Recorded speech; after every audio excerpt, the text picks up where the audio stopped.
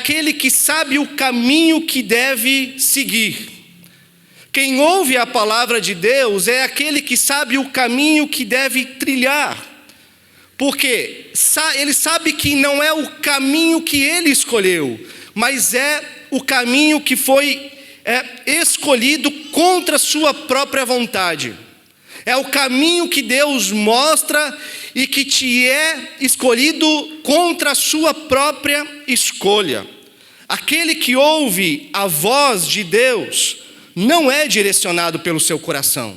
Aquele que ouve a voz de Deus não é nem mesmo direcionado por outras vozes que aparecem ao seu entorno, lhe dando tantos outros tipos de direção, talvez. Aquele que ouve a voz de Deus é aquele que sabe exatamente para onde devem ir. Mas a grande pergunta é, mesmo ouvindo a voz de Deus, mesmo sabendo para onde nós devemos ir, e irmãos, eu não estou falando de nada místico aqui, eu estou falando de seguir a direção rumo a Cristo Jesus, que é o nosso alvo e o nosso maior presente, aquilo que Paulo diz, prossigo para o alvo, para Cristo Jesus, para o prêmio da minha eterna redenção. Mas irmãos, mesmo sabendo de tudo isso, a grande pergunta é, por que nós não conseguimos muitas vezes chegar lá como nós deveríamos chegar? Ou trilhar essa estrada como nós deveríamos trilhar? Por que nós muitas vezes duvidamos da voz de Deus? Por que nós não confiamos que aquilo que Deus nos diz é o suficiente para chegar aonde Ele quer que a gente chegue e conquistar aquilo que todos nós almejamos, a paz? Mas não qualquer paz, mas a paz que somente o Senhor pode nos dar. E por que, meus irmãos, diante dos desafios, por que às vezes diante dos caminhos tortuosos, dos caminhos espinhosos que a gente se encontra e que é o próprio Deus que nos coloca nesses caminhos, por que nesses caminhos muitas vezes a voz do nosso coração parece falar muito mais alto e a voz de Deus silencia dentro de nós? Mas olha só, todas as vezes, e nós vimos isso domingo passado já, numa primeira vez, nós vimos que Deus fez um pacto com Abraão, certo? Deus fez uma aliança com Abraão. E todas as vezes que Deus faz um pacto, uma aliança com alguém, nós vimos que logo em seguida também vem uma promessa. Mas nós não falamos desse outro aspecto que nós vamos ver hoje. Que depois do chamado, depois desse pacto do chamado, da promessa, Deus nos coloca em um estado, o mesmo estado que ele colocou Jesus, no estado probatório. Já ouviram falar do estado probatório? O que é o estado probatório? O estado probatório é um estado de provação, meus irmãos. Não há cristão na face da terra que algum dia na sua vida não se viu ou não vai se ver debaixo do estado probatório, debaixo do estado de provação. Olha só, semana passada a gente viu, por exemplo, sobre a coragem de Abraão. Foi um homem muito corajoso, não foi? É um homem que estava lá em Ur dos Caldeus, rumo à sua aposentadoria, com a sua vida já solidificada, com a sua casa estruturada. Era um homem que não precisava mais de muita coisa para continuar vivendo. Mas então, a gente vê que uma voz que Abraão não sabe dizer ao certo o que é essa voz, simplesmente rompe no silêncio da sua vida, chama Abraão e diz: olha, Abraão, sai da sua terra, sai da sua parentela, sai da casa do seu pai, sai do seu conforto, sai da sua zona de conforto e vai para uma terra que eu vou te mostrar. E a gente vê que de maneira espantosa, Abraão simplesmente ouve aquela voz, obedece ao comando da sua voz, ele sai do seu conforto, da sua zona de conforto, e aí ele vai para uma terra estranha. Uma terra estranha que ainda Deus prometeu dar a ele, sob o juramento, o grande juramento talvez do pacto, da aliança que Deus fez com Abraão, de que ele seria pai de uma numerosa multidão, de uma numerosa nação. Então Abraão pega tudo que possui, sua família, seus animais, seus bens, se coloca a caminho do Senhor, se coloca a caminho da terra prometida, e ele vai. E ele vai. E Abraão anda, irmãos, e anda, até chegar no Neguebe. E foi ali onde nós terminamos a mensagem de domingo passado. Abraão está no Neguebe. E Neguebe é exatamente o lugar que direciona Abraão para o caminho que Deus lhe havia dado.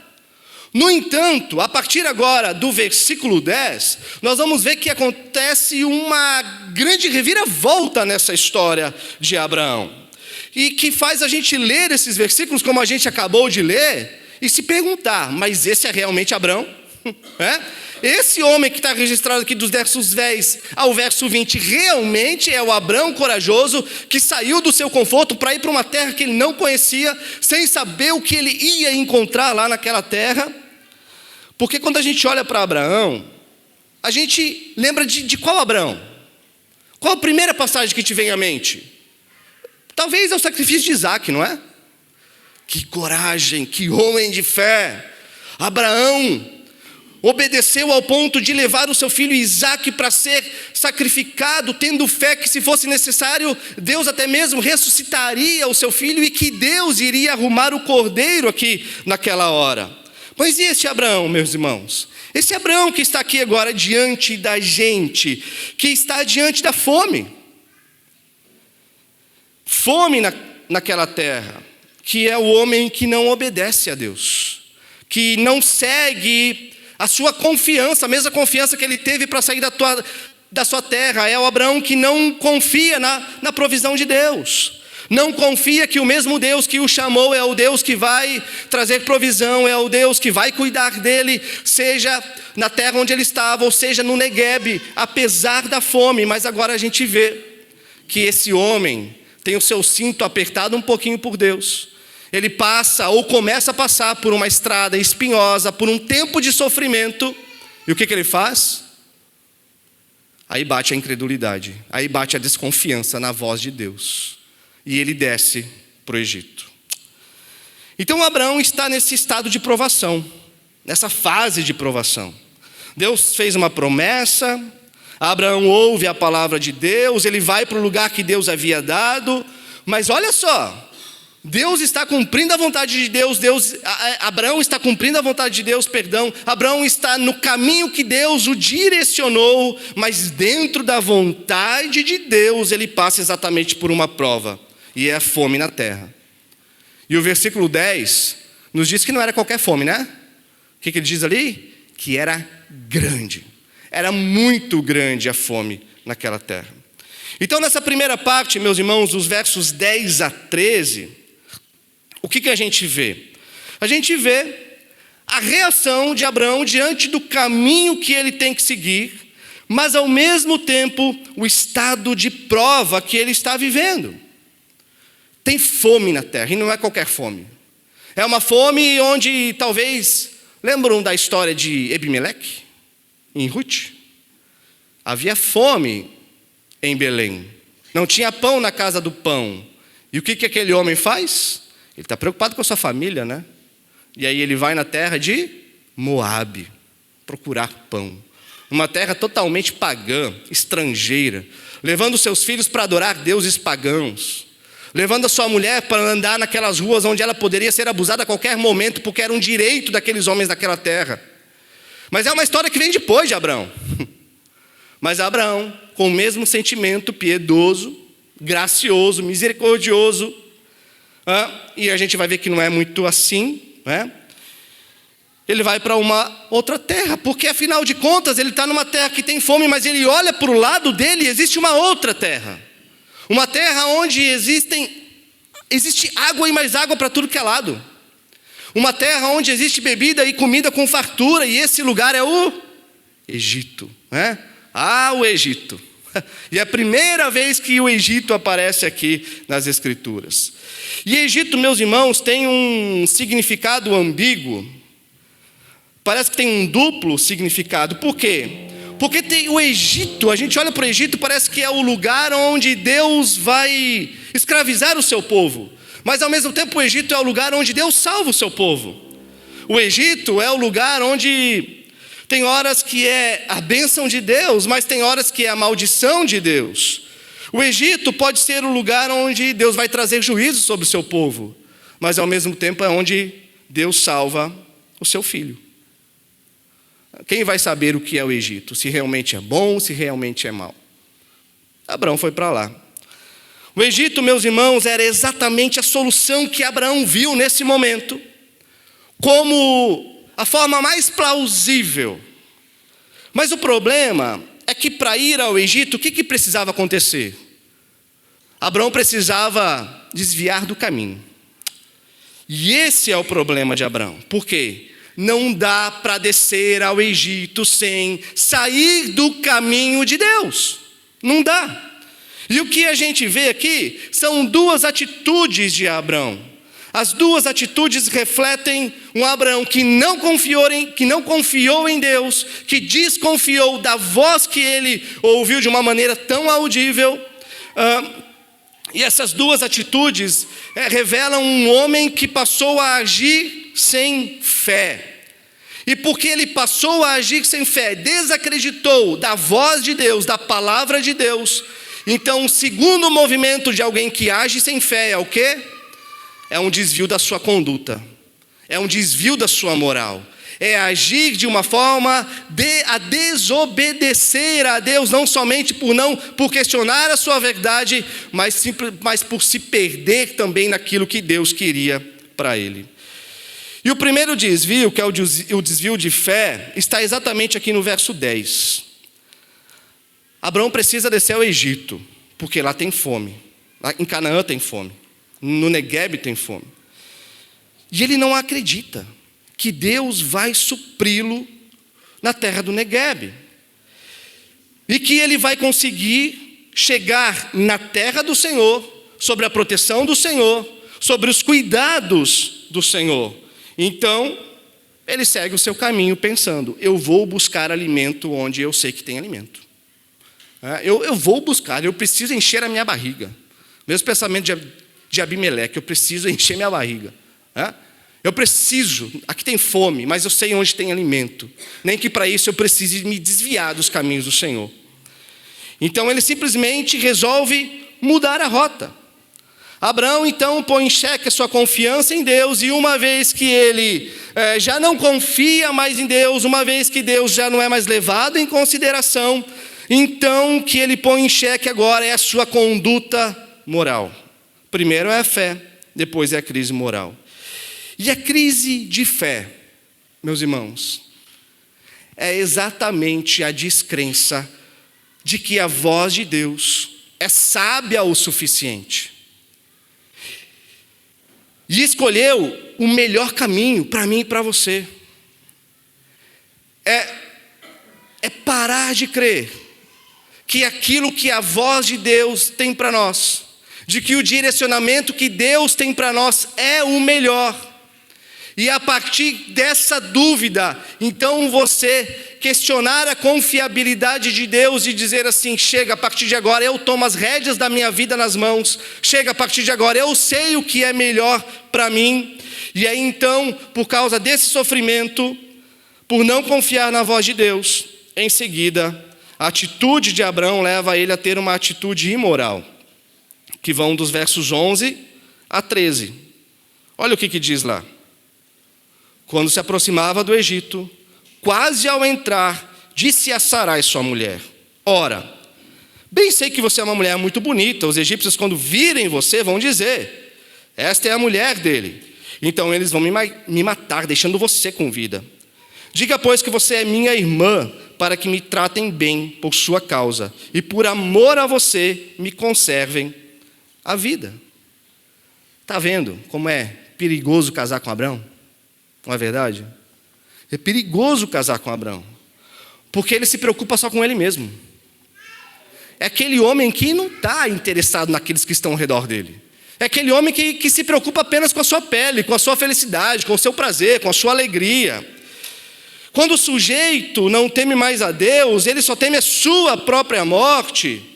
E por temer a sua própria morte, esse sujeito então não é mais capaz de cuidar, de prover, de olhar com atenção, com amor, cuidado gracioso para com aqueles que estão perto dele. Ele é capaz de fazer algo o contrário disso, de usar aqueles que estão perto dele, de usar aqueles que estão ao redor dele, para que ele seja feliz, para que ele usufrua dos benefícios.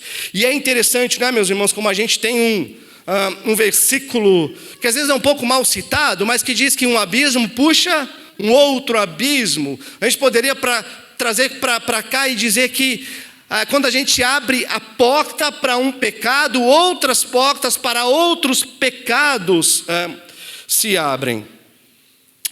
E o pecado da descrença e da desconfiança implicou no pecado moral. Por isso que ele diz, quando eles estavam chegando no Egito, ele fala: Sara, seguinte, a gente precisa fazer um plano aqui. Vamos esconder uma parte da verdade. Não precisa contar toda a realidade, tá? Você é uma mulher muito bonita, né? E Sara tinha 65 anos, né? 65, diz que até os príncipes do Egito acharam essa mulher muito bonita e foram contar para Faraó, né? Ele: olha, Sara, você é uma mulher muito bonita. Então, assim, quando a gente chegar lá, eles vão ver que você é muito bonita. Então faz o seguinte, fala que você é apenas minha irmã. Ele era, não é? Ela era também irmã de Abraão, meia irmã. Então conta somente meia história para que eles não me matem e deixem você com vida. Irmãos, a gente sabe que os egípcios, como as escrituras nos revelam, não são de um caráter bondoso. A gente já sabe, se a gente voltar lá para Gênesis capítulo 3, Gênesis capítulo 3 vai nos trazer que nós estamos em uma guerra de duas sementes, não é verdade?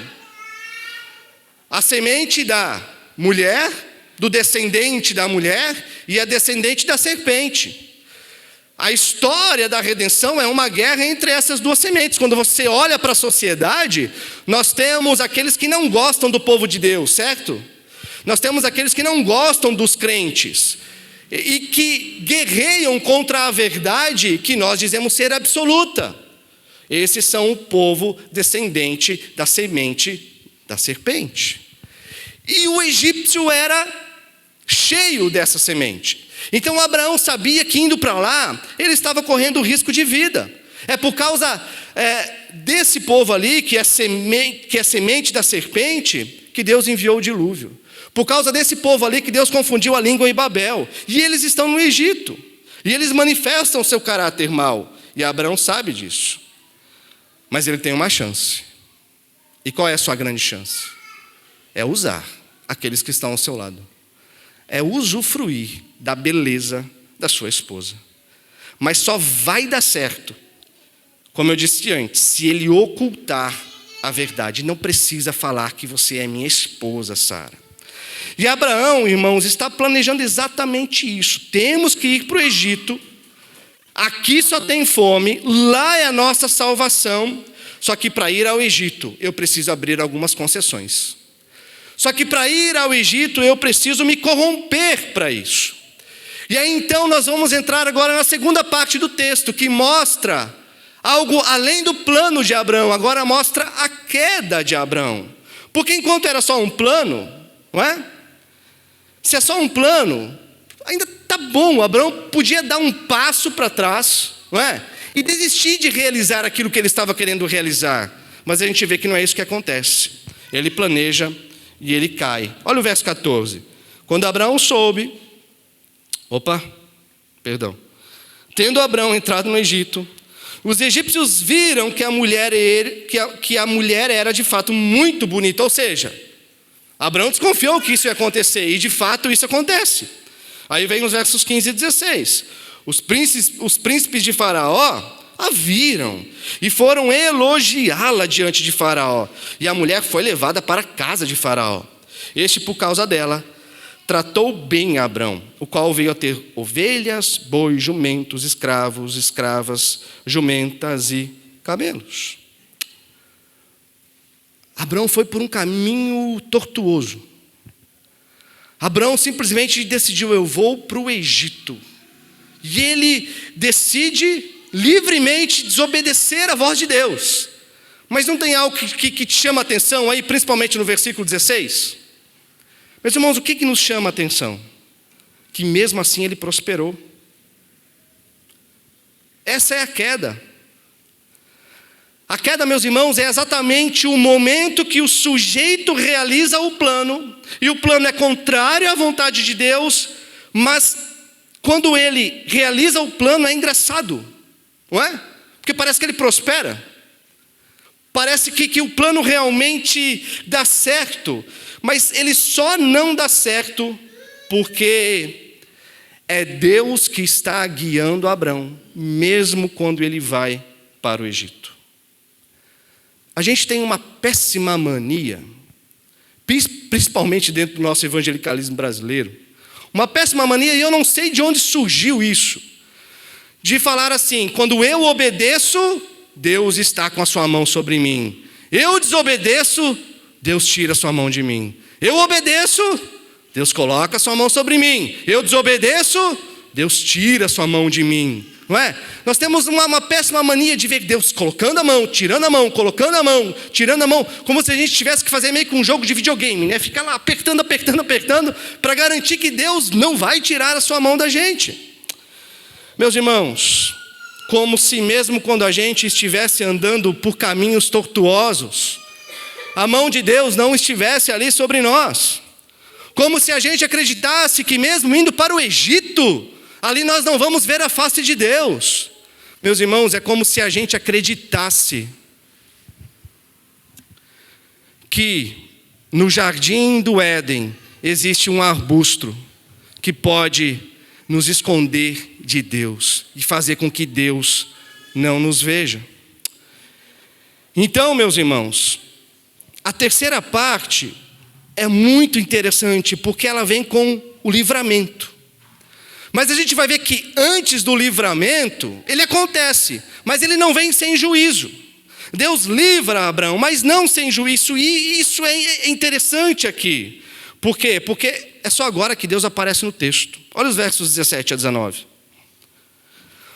Porém o Senhor puniu o faraó e a sua casa com grandes pragas por causa de Sarai, mulher de Abrão.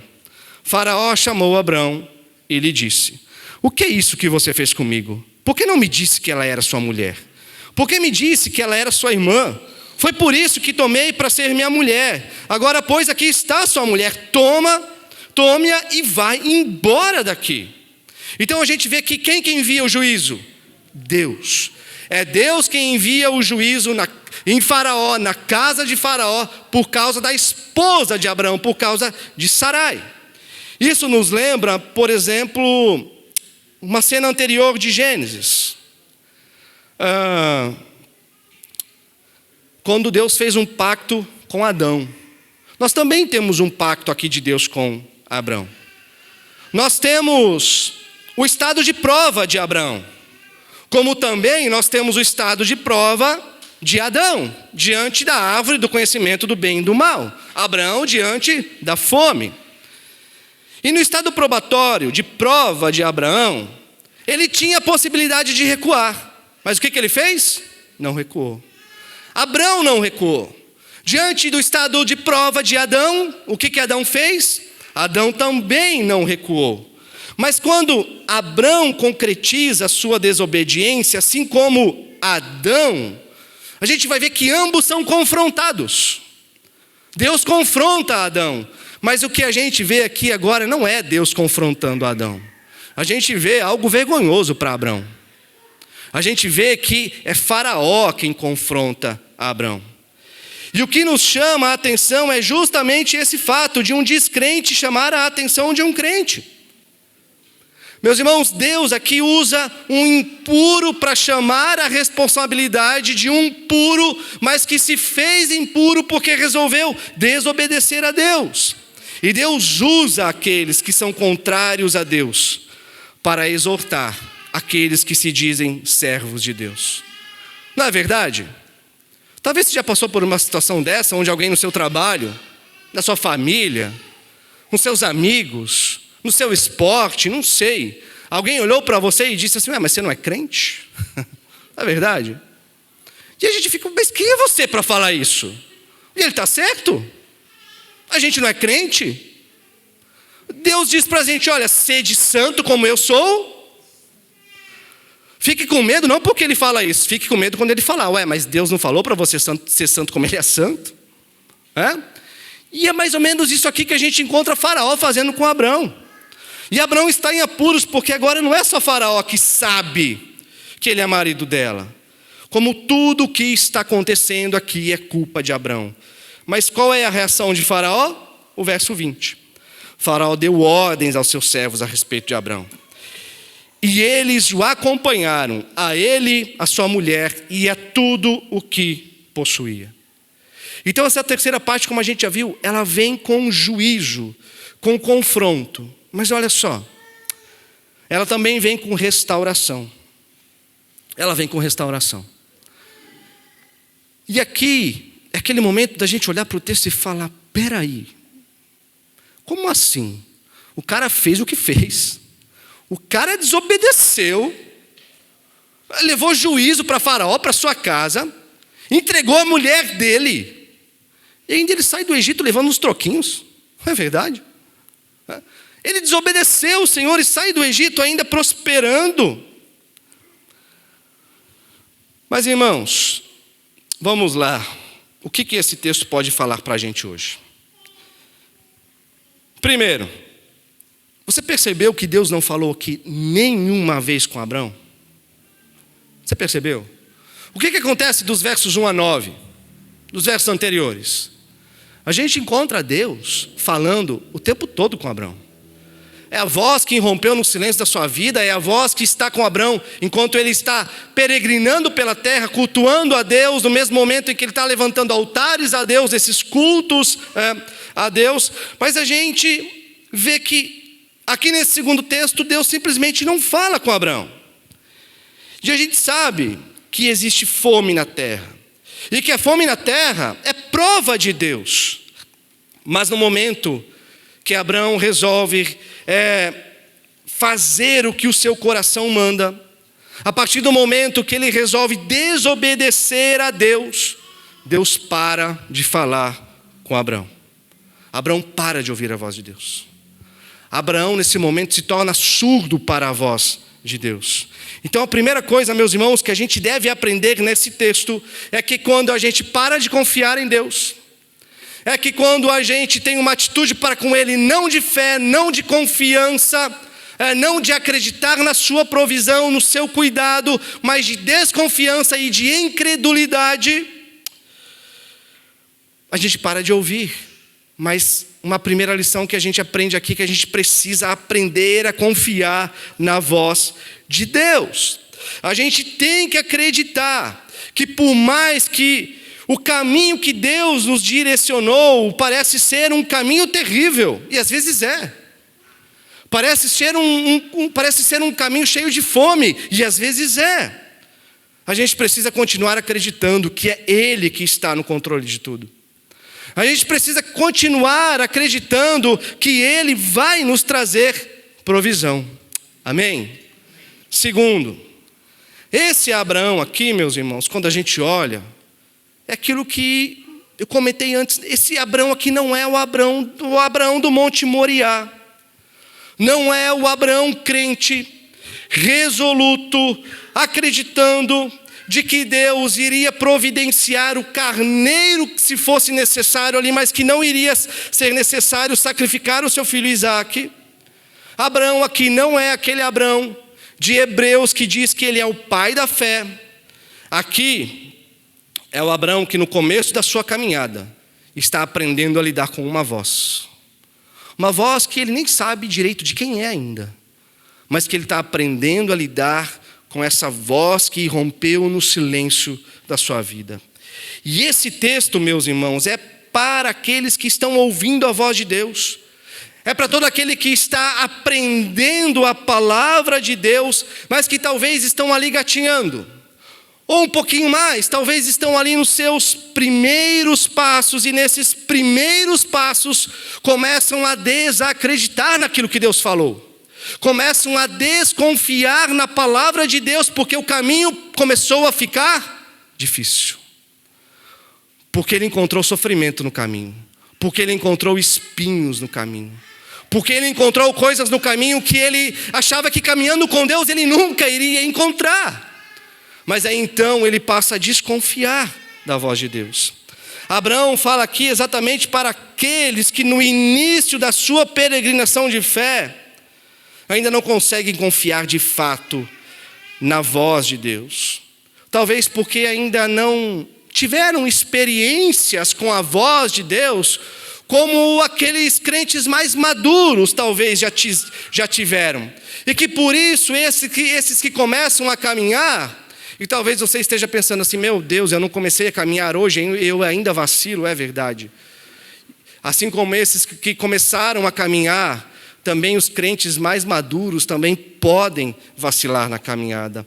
Então por isso, meus irmãos, que esse texto é também para os peregrinos mais maduros, para aqueles crentes mais velhos, para aqueles que já viram a providência de Deus, para aqueles que diante de coisas terríveis que te aconteceu, viram o sustento de Deus na sua vida, viram a providência de Deus atuando na sua vida, você passando pelo deserto e você chegando do outro lado do deserto, sem sequer perceber como é que você foi parar lá.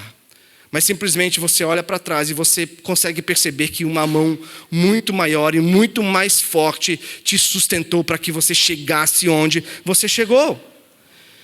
Então, se você já provou do cuidado de Deus, então não duvide da voz de Deus. Não questione a voz de Deus. Sabe por quê, meus irmãos? Porque olha só, não tem como você questionar a voz de Deus se esse questionamento não for o princípio de uma queda. Por isso que nós precisamos temer com relação a isso. Aqui Abraão nos mostra, pela sua experiência, uma coisa muito interessante, que é aquilo que nós não queremos para nós. Que o desvio da nossa fé vai acarretar no desvio da nossa conduta moral. Então, e a gente vai passar a não levar mais Deus em consideração na nossa caminhada. E quando a gente não leva mais Deus em consideração na nossa caminhada, a gente vai tomar as nossas decisões sem levar Deus em consideração. Sem levar em consideração a voz de Deus, a verdade de Deus, a palavra de Deus. Então, tudo o que é importante para ele, não é outra coisa quando a gente encontra aqui em Abraão, mas senão ele mesmo salvar a sua própria pele, porque aquele que perde a confiança em Deus é aquele que na hora em que a coisa vai ficar preta, na hora que a coisa vai ficar ruim, na hora em que vai faltar gasolina no carro, ele vai tentar resolver essa situação com as suas próprias mãos, com as suas próprias forças, só que não vai dar certo. E aí ele vai entrar em desespero. E esse é aquele que entra em pânico e que vai tentar resolver do seu jeito. Que não consegue acreditar que por mais que o mundo vire do avesso, que não consegue acreditar, por mais que o Brasil entre em uma pior do que já está, entre em um colapso pior do que já está, mesmo assim, Deus vai continuar cuidando dos seus peregrinos, protegendo os seus peregrinos com as suas mãos.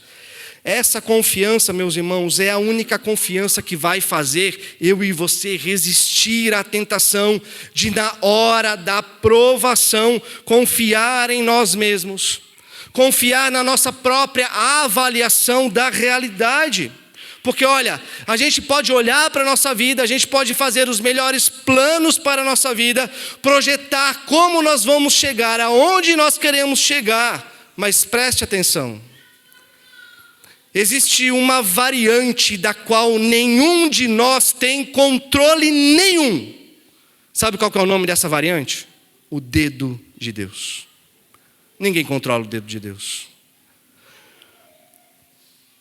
Lembrando de Jonas, você pode pegar um navio contrário à vontade de Deus.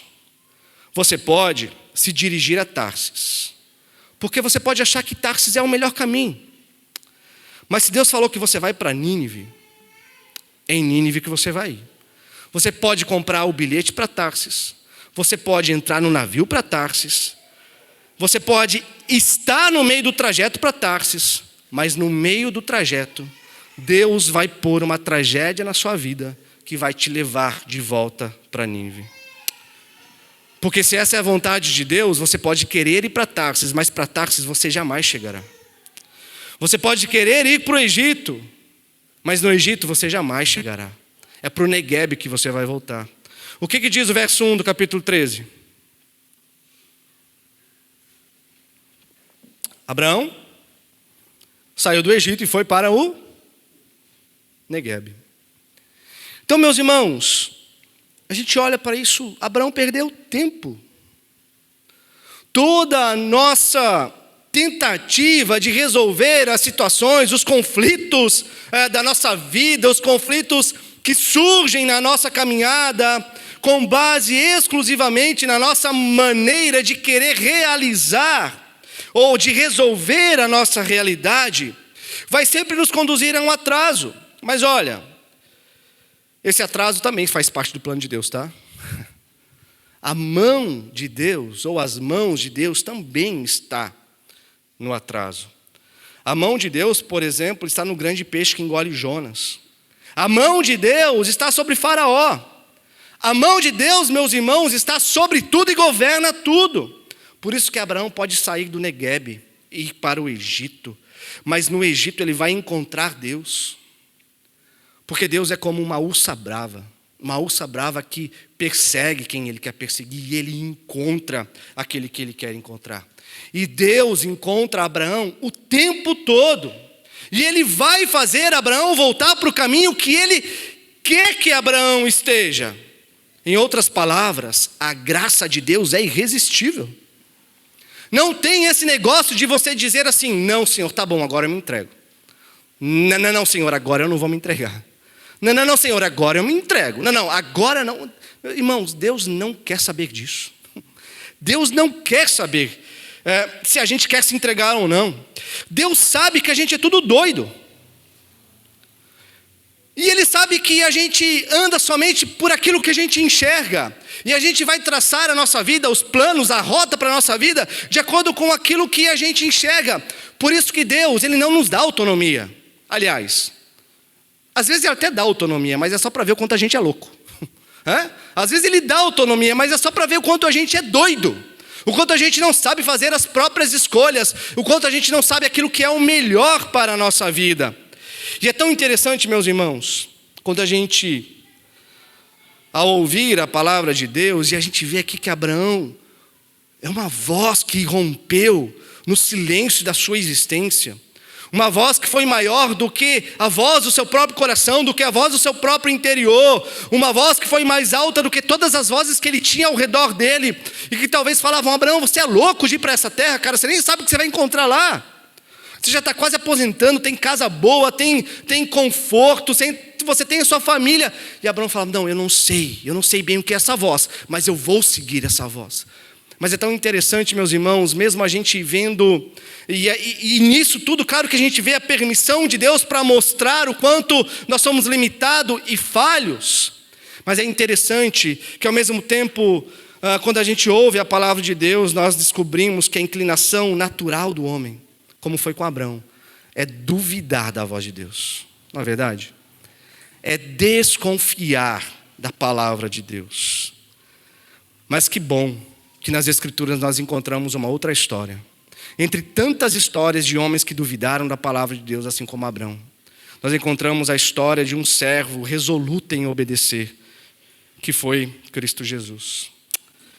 Quem foi Jesus, meus irmãos? Senão aquele que sabia para onde tinha que ir. E quando Deus o conduziu depois do batismo para o deserto, e no seu estado probatório, no seu estado de provação, ele vai para o deserto, mas ele não foge do deserto. E ali no deserto ele precisa fazer uma escolha: as pedras e a voz de Deus, ou os pães e o silêncio de Deus. A escolha é entre pedra e desobedecer a Deus e ficar com o silêncio de Deus. A escolha é entre pedra e obedecer a Deus e ficar com a voz de Deus, ou transformar as pedras em pães, porque ele tinha fome. Mas em contrapartida, ficar com o silêncio de Deus, mas alimentar o seu prazer e a sua felicidade momentânea. Meus irmãos, talvez o maior desafio de nossas vidas seja exatamente esse: Na hora da tentação a gente não aguenta. A gente tem pedra e a gente quer transformar em pão. Só que quando a gente transforma a pedra em pão, Deus ele não fala mais. Aí ele fica em silêncio. E é isso que nós vamos encontrar aqui dos versos 10 ao 20. E quando Deus não fala, Abraão precisa fazer o quê? Seguir o rumo do seu coração. E quando ele segue o rumo do seu coração, acabou o culto. O que a gente encontra nos versos anteriores? Abraão peregrinando, ouvindo Deus e cultuando. Abraão peregrinando, ouvindo Deus e cultuando. Mas aqui, meus irmãos, em nenhum momento a gente consegue ver Abraão cultuando ao Senhor. No Egito ele não constrói um altar ao Senhor. Sabe por quê? Porque o culto só acontece quando nós estamos no caminho do Senhor. Meus irmãos, não dá para cultuar a Deus no Egito. Não dá para cultuar ao Senhor em desobediência ao Senhor. Não dá para ouvir a voz de Deus quando nós decidimos tomar um caminho diferente dos caminhos do Senhor. No Egito não se cultua, fora dos caminhos do Senhor não se ouve sua voz. No Egito a gente não levanta altar ao Senhor, porque ali não é o lugar de Deus que Deus quer para a nossa vida. Então, meus irmãos, para que ir ao Egito? Só porque lá parece que vai ser um lugar mais confortável? Só porque ali parece que você vai sofrer menos? Mas quem te disse que vai ser assim? Quem te garante que vai ser assim? Quem disse que você vai ser mais feliz escolhendo o Egito? Então, é necessário no estado de prova da nossa vida, e se você não está passando hoje, talvez amanhã você vai passar. Não estou jogando praga na sua vida não é isso. Pastor praguejando, né? Não, é a vida do crente, como diz a Isabela. O crente passa. É a forma de Deus nos purificar. É a forma de Deus fortalecer a nossa fé. É a forma de Deus colocar os nossos olhos aonde Ele deve estar. É a forma de Deus tirar o nosso coração de nós mesmos e das coisas terrenas e colocar aonde Ele deve estar. É a forma de Deus fazer com que a gente acumule tesouros nos céus e não nessa terra. Aqui não tem valor nenhum, tudo se estraga, tudo se corrói, os ladrões roubam.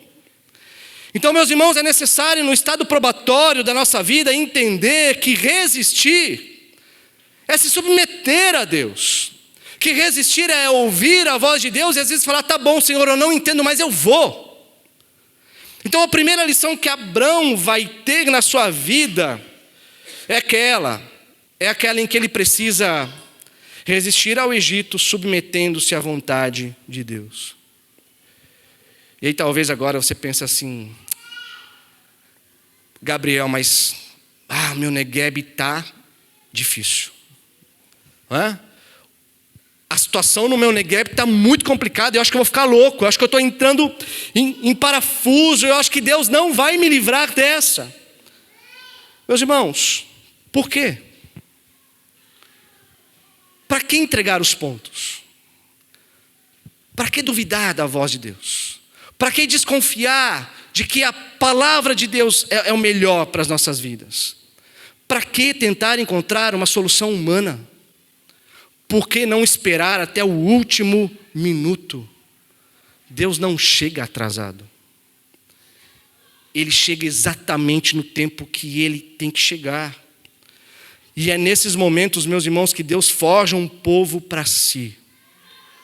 Um povo que deve aprender a ouvir a voz desse Deus e confiar na sua voz.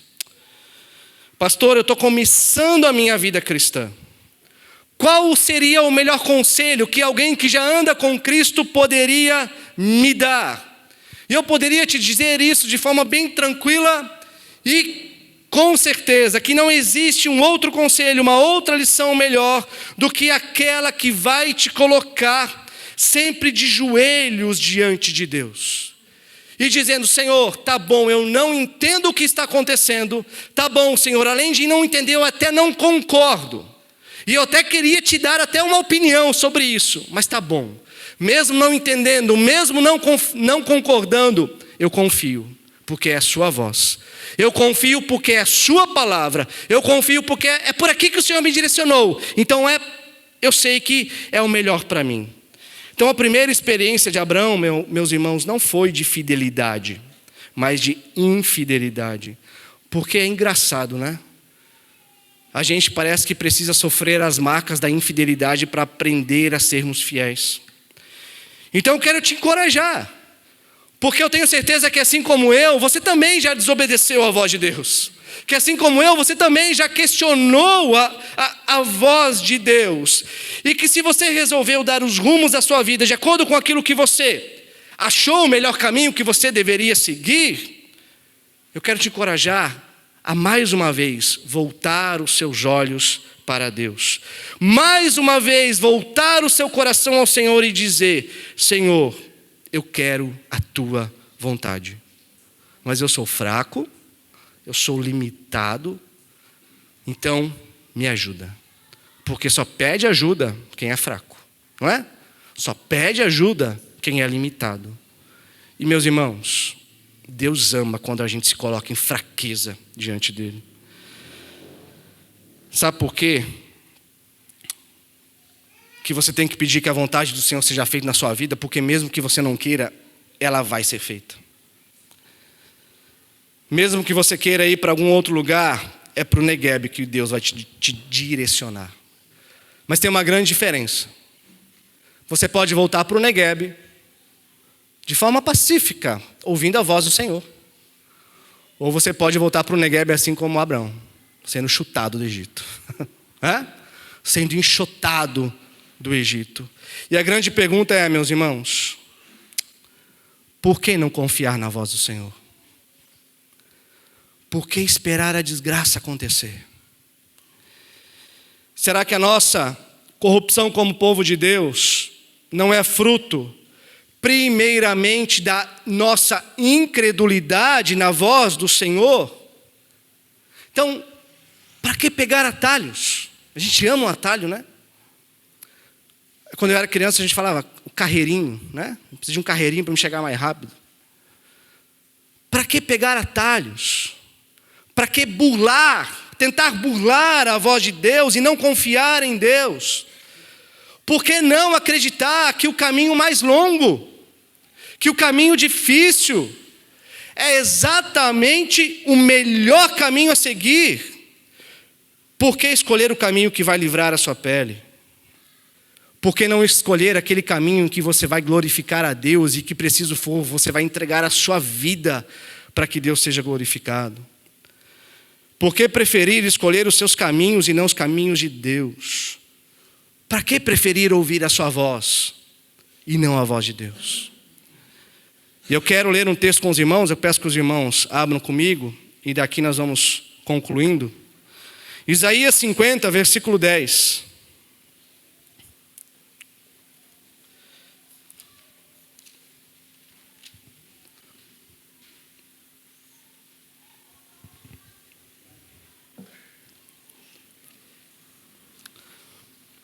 Amém?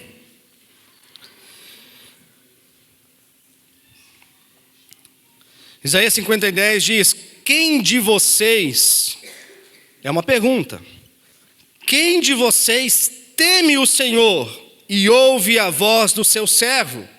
Agora vem a resposta: aquele que anda em trevas. Quem teme ao Senhor e ouve a voz do seu servo? Aquele que anda em trevas, sem nenhuma luz. Confie no nome do Senhor e se firme sobre o seu Deus. O que Isaías está dizendo, meus irmãos? Que aqueles que temem a Deus são aqueles que não andam, que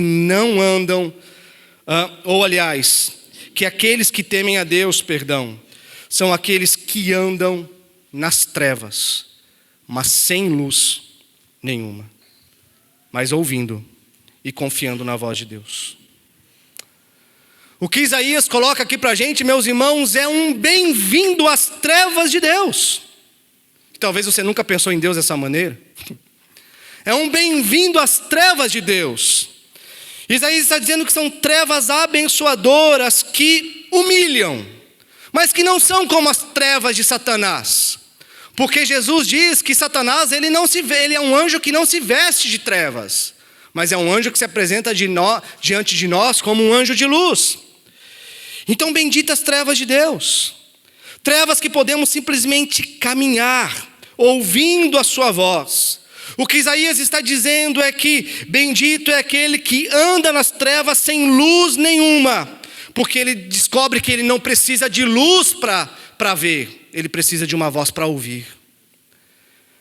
Então é melhor estar nas trevas, meus irmãos, ouvindo a única voz que pode guiar os nossos caminhos, do que ter luz, do que abrir os nossos olhos e ter um monte de caminho diante dos nossos olhos e ao mesmo tempo não saber qual caminho escolher.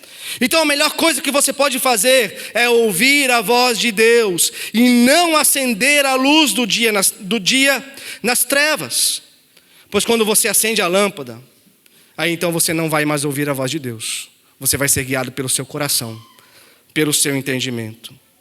Por isso, se hoje você precisa tomar uma decisão muito importante na sua vida, eu quero te deixar um conselho. Não tome essa decisão sem antes ler as Escrituras e responder em oração o que a palavra de Deus te diz.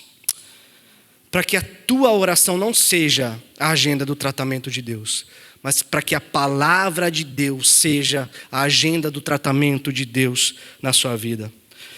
Meu irmão, minha irmã, que você possa hoje ouvir a voz de Deus, ouvir o que Deus está dizendo e responder em oração aquilo que Deus está te orientando. E eu posso dizer com toda certeza que muito provavelmente você não vai gostar daquilo que Deus vai te dizer. Mas com a mesma certeza que eu te digo isso, eu digo que é o melhor caminho que você pode andar. Gabriel, mas é muita humilhação. Meus irmãos, a gente precisa aprender a deixar o nosso ego de lado. A gente precisa aprender a deixar o nosso orgulho de lado. A gente precisa deixar as nossas vaidades de lado, porque ego, vaidade e orgulho não podem fazer parte da nossa caminhada cristã. Olhe para Jesus. Se você acha que isso é muita humilhação, olhe para Jesus. O que é mais humilhante do que ter o seu Senhor pendurado numa cruz? O que é mais humilhante do que ter o seu Deus pregado em uma cruz? O que você poderia passar de humilhação que seja mais humilhante do que Jesus? Então, meus irmãos, não tem nada mais glorioso do que um crente ficar com a sua cabeça aos pés de Jesus. Só que para ficar com a sua cabeça aos pés de Jesus, você precisa fazer isso de joelhos. Você precisa dobrar os seus joelhos. E você pode agora, nesse exato momento, literalmente, dobrar os seus joelhos, mas ao mesmo tempo ficar com o coração cheio de orgulho, com um ego grande, cheio de vaidades. Porque dobrar os joelhos, meus irmãos, é mais do que um movimento de um corpo, é um movimento de uma vida em direção à vontade de Deus. Terminando, que a gente dobre então os nossos joelhos, sim, mas que dobrar os nossos joelhos seja o significado de uma vida que já está totalmente dobrada à vontade do nosso Senhor. Amém? Que a gente possa ouvir essa palavra, ouvir a voz de Deus e seguir o seu direcionamento, sem jamais desconfiar, sem jamais agir com incredulidade. Porque, por mais difícil que o momento seja, por mais difícil que o momento vai ser, Deus estará de pé. E eu não falo isso como Gabriel. Eu falo isso porque é que a gente encontra nas Escrituras. O sofrimento chega, prova chega, mas Deus continua com a gente. Amém? Você pode se colocar de pé? Quero te convidar a orar.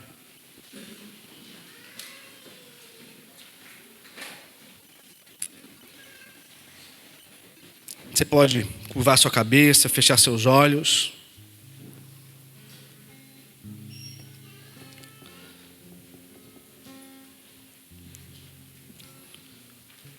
Não sei se você está no Negueb, ou se já saiu do Negueb para ir para o Egito. Não sei se você tem ouvido a voz de Deus e resistindo à tentação, obedecendo a essa voz. Ou se você já deu espaço para a tentação e desconfiou da voz e foi para o Egito. Mas eu quero te convidar em oração a dizer: Senhor, me ajuda, porque eu sou fraco, porque em mim mesmo eu não tenho esperança, porque em mim mesmo eu não tenho sabedoria o suficiente para continuar caminhando. Então que essa voz que um dia irrompeu no meu silêncio seja sempre a voz mais forte a falar no meu interior. Senhor, é a tua verdade. Como diz a tua palavra, Deus. E nesse momento talvez a gente aprecie isso de uma forma diferente, que ela é mais cortante do que uma espada de 2 gumes. Que a sua palavra, Senhor, realmente faça a gente discernir as intenções, as motivações, os desejos, as vontades, tudo que se passa, ó Pai, no nosso coração. Senhor, que a sua voz seja sempre a voz mais alta. Que jamais, Deus, a gente venha a desconfiar, ou mesmo desconfiando, mesmo duvidando às vezes, e mesmo dizendo: Senhor, tá bom, eu não entendo, mas que o Senhor nos ajude a dizer: mas eu confio. E que a gente continue confiando, e peregrinando, e confiando. Que diante das tentações de transformar as pedras em pães, os espinhos em flores, que a gente resista, confiando e obedecendo a tua voz. Senhor, muito obrigado pela tua palavra que discerne aquilo que somos e para onde estamos indo, e que nos reorienta. Por isso nós queremos confiar, e confiar cada vez mais no Senhor. Amém e amém.